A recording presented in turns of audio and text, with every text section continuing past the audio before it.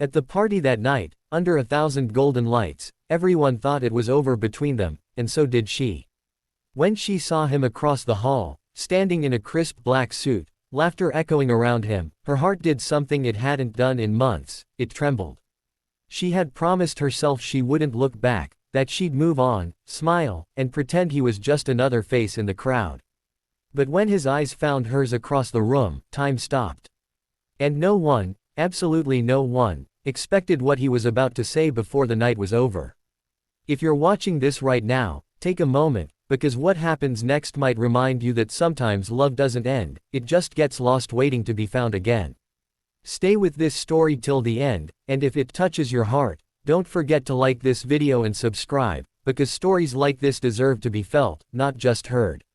She, Aira Malik, was the kind of girl who loved deeply but spoke softly. The last time she saw Rayaan, it had been raining. They stood on opposite sides of an argument that neither truly wanted. She had begged him to believe in her dreams, her art, her need to find herself before losing herself in love. But he, tired of her distance and fear, had walked away. One day, you'll realize love isn't something you find after your dreams. It's what carries you through them, he had said before leaving. Months passed. Aira poured her heartbreak into her paintings, each stroke whispering what her lips couldn't say. Tonight, her best friend had dragged her to a charity event, ironically, hosted by Rayaan's company. She had refused at first, but fate has a way of leading hearts back to unfinished stories. The music was soft, the laughter too loud, and the lights far too bright. Aira felt like she didn't belong. Until she heard a familiar laugh behind her. She turned, and there he was. Rayaan. Older somehow. Calmer. His eyes still carried that storm she had once loved and feared. Their gaze locked. He smiled politely, the way strangers do when memories still burn between them.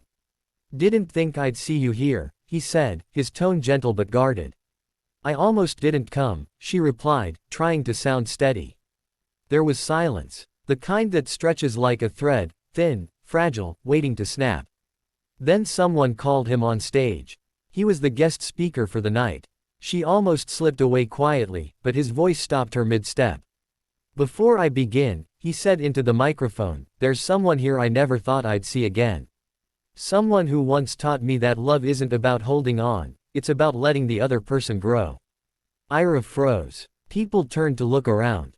Rayaan's eyes were only on her. "She probably doesn't know this," he continued, his voice steady, "but every success I've had since she left came from something she once said. If it's meant for you, it'll find its way back. I didn't understand it then.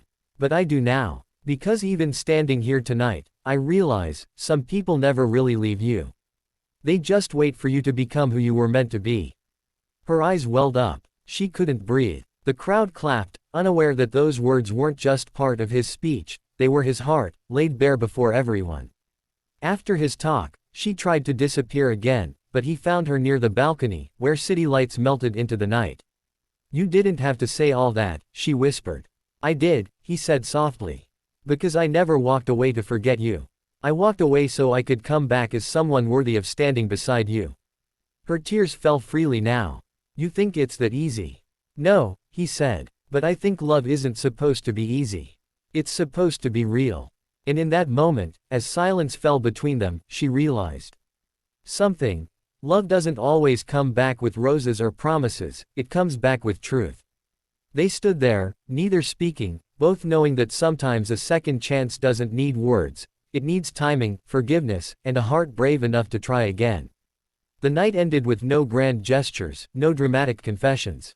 Just two people walking side by side toward the exit, quietly, like the beginning of something new, not the end of something old. Weeks later, Aira's art gallery opened.